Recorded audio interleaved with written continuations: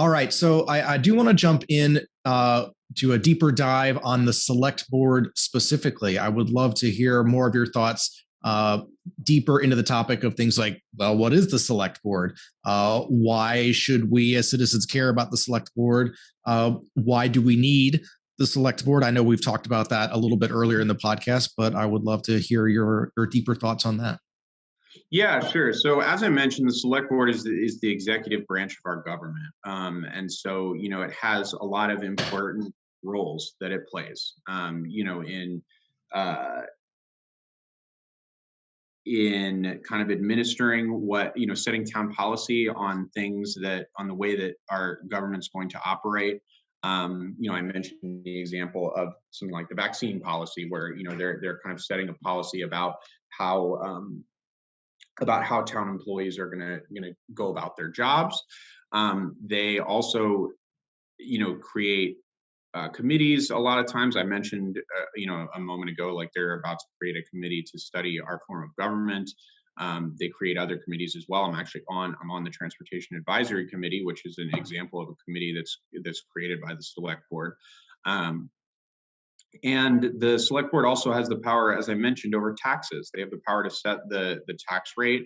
Now, I should be clear when I'm saying that they do not have the power to, under Massachusetts law, they only have the power to levy a certain amount of money from taxpayers, but they get to decide how to levy that money in terms of how tax rates are distributed between businesses and residents. So, that's an important role that they play as well. Again, they have permitting authority. They also play a role in the select board is responsible for negotiating collective bargaining agreements with the various unions that represent town employees. So, police, DPW, fire department, they are responsible for negotiating those agreements. I mean, they don't directly negotiate the agreement. Town council and the town administrator take the lead on that, but they are responsible ultimately for agreeing on behalf of the town to those agreements. Which, that seems like very, kind of inside baseball, but it's actually very important. And it can set it's a place where it can have an impact on the way that government operates, right? On how much we're paying employees, on what, on disciplinary procedures, things like that. So it can be a very important role that they play. The select board also has a role in the budget process as well. They definitely have some influence there. And beyond that, I think that the select board is,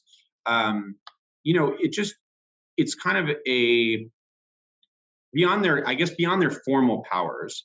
The select board has a lot of informal agenda setting role, and an informal kind of agenda setting role in town government. When select board members stand up at town meeting and say, or I guess, turn on their video at town meeting as it is now, but when they speak at town meeting, people listen. And I think that they have a lot of they have a platform to be able to move certain things forward, or in other cases to hold things back. They also have a platform to advocate for things on the state level, with our state delegation, and to try to push for change in those kind of areas.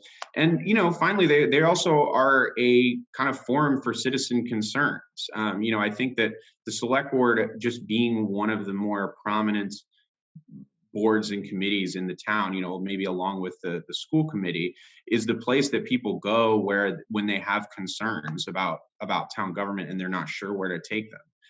And so I think the select board kind of it serves this function as kind of the I guess is sort of a clearinghouse in a way for citizen concerns, where it can sometimes start there, and they sort of figure out like how to direct people, I guess, in that regard.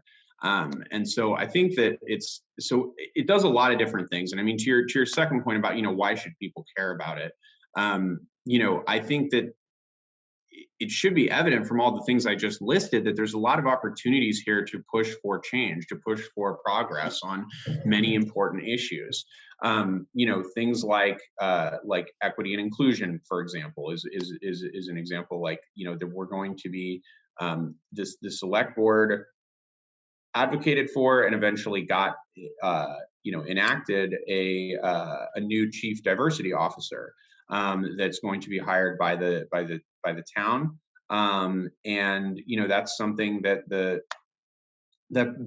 an example of an area where the select board was able to kind of use its leadership to get something important done. And I think that you can see that across a lot of different aspects of town government, where the select board is kind of can be a driving force behind what happens.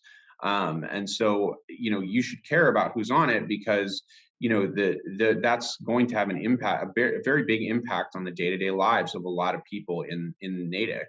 Maybe even more so than other national and state elected officials. Okay.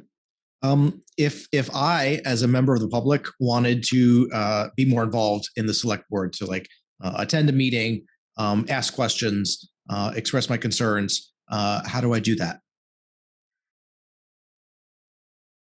That's a good question. So you can attend a meeting by their meetings are usually, I believe now they're usually a hybrid format. So they're in person, but you can participate remotely. So if you go to if you find their meeting agendas, which you can find on the town website, but actually it's probably easier to just Google like Natick Select Board agendas than to try to find it through the town website. But if you find it through the town website, and you find the page for the select board, there's a link to their agendas, and in the agenda you can find a Zoom link there. You can also attend the meeting in person, if it is indeed a hybrid meeting, at the town hall. And you can speak during they have a portion of the meeting that's set aside for public speak, which is where any member of the public can speak about any item that's not on the agenda.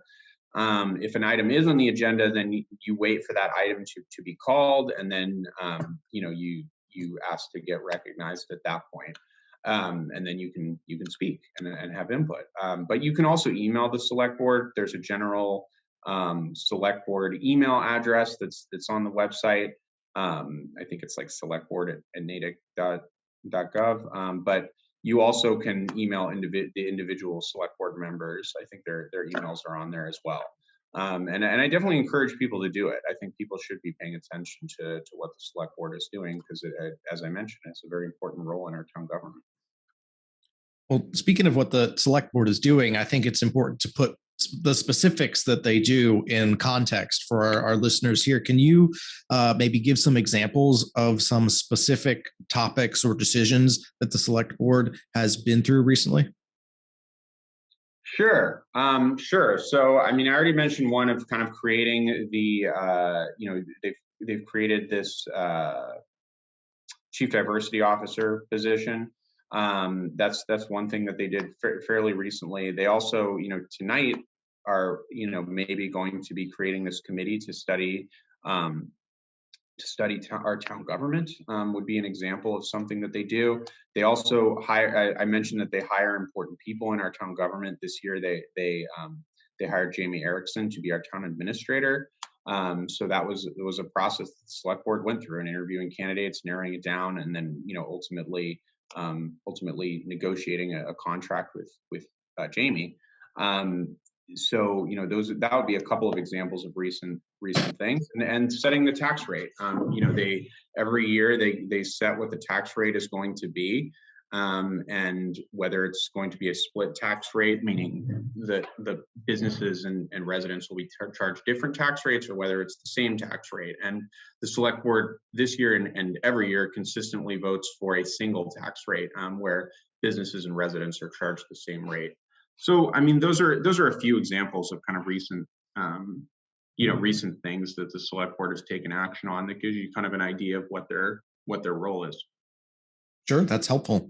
I think my last question about the select board, to kind of bookend this discussion, is what do you feel that the select board is currently missing that you would be able to bring as a select board member? I think I'd be able to bring a bold, progressive voice to the select board, which I think we really need. I think we need to, think outside the box and be willing to do things, even if it's, they're different than the way that we've done them in the past. And we need to think about the voices of people who aren't often heard in select board meetings.